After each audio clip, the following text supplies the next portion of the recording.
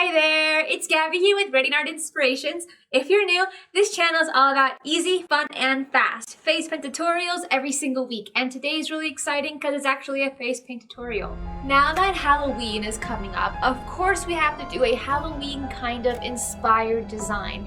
And for those that are going to be painting this Halloween, we wanted to give you a design that is mask and COVID friendly. I am so excited for Halloween this year and every year because we get to just binge watch a bunch of the best Halloween movies, right? Like Beetlejuice, of course, Hocus Pocus, can I get an amen over here, and Halloween Town, and so many other ones that like horror movies. I'm not really a fan of horror movies, but like the traditional Halloween movies, always just like icing on the cake, the cup of tea.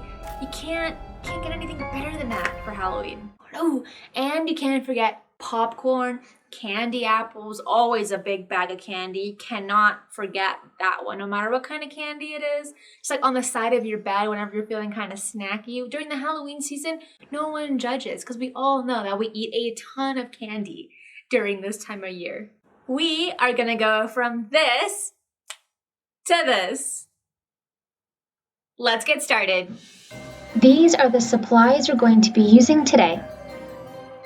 So, first we're going to start with the eyeshadow, and it has a different technique on sponging, so you're only going to sponge it downwards with the corner of your petal sponge. And then from there you're going to have the sponge go from light to dark, looking a lot more like makeup than anything else. And then we're also adding beautiful purple glitter.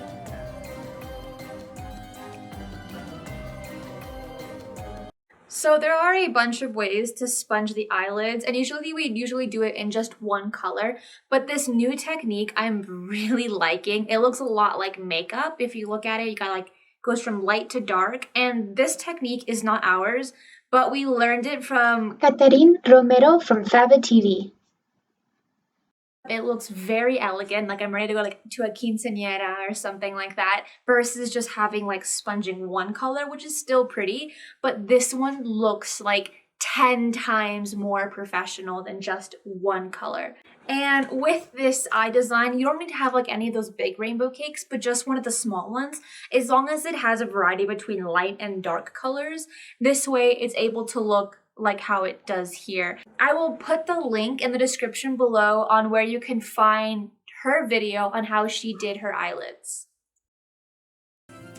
For the centerpiece, we're using a dripping skull stencil. The great thing about this one in particular is that we're going to be using the skull and the drippings in two separate locations of the same design. And then with a finger dabber, we're just going to sponge it in, not with the drips, and then adding a gray or kind of blackish glitter onto the eyes and all the darker areas of the stencil. Next, with an angle brush, we're going to start creating the flowers. We're doing two different style flowers on this design. Here's how to do one of them on the practice board.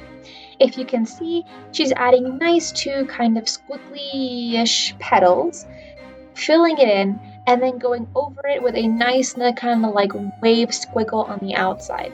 And that's a simple version of a different kind of flower.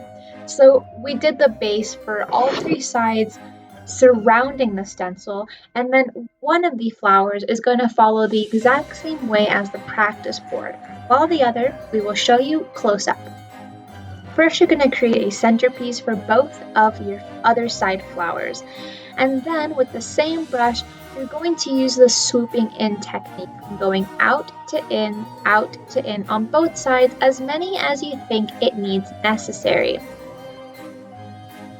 And then we'll be adding two more roses on the outer corners of the eyelids as well.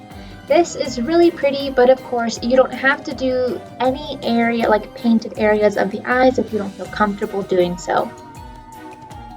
And you're going to follow the same technique as you just did with your last flowers, with a centerpiece and then going to the swoop in method, making sure that all your inner petals follow a focal point.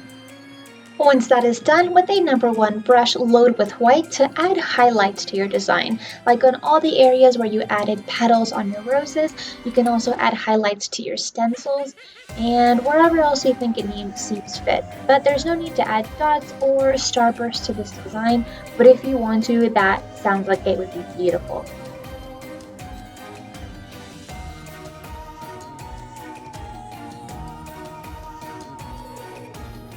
Once you're done highlighting, then you can add another set of stencils. Here we're using bat stencils, but you can also paint them by hand if you like. We're also using a finger dabber just because it's a lot easier to use than a sponge with your smaller stencils because it gives you a lot more control.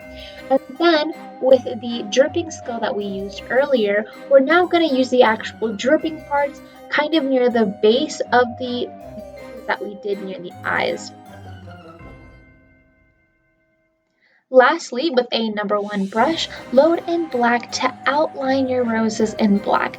This just gives it more texture and more depth, but if you don't have the time, then it looks just as good regardless of the outlining. And then if you like, you can also add 2 teardrops on the inner area of the eye, also just to bring the eyes, having them pop out. So we got to the finished product of the face painting design. And now, of course, we're gonna add some bomb glitter to this design.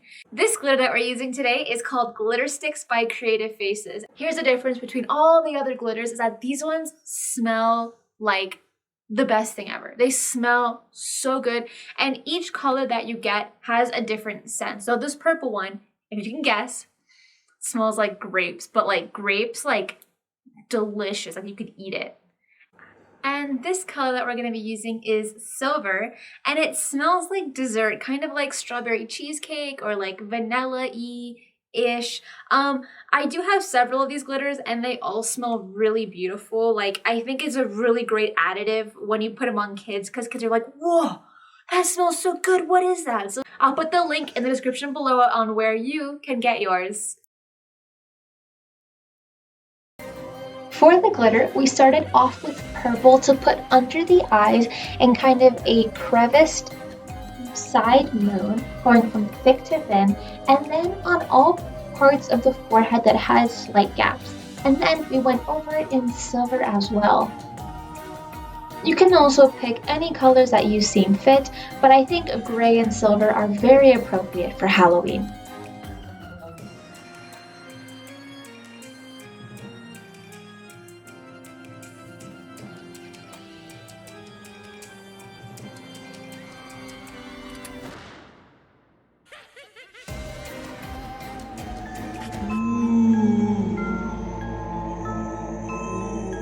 Don't forget to subscribe,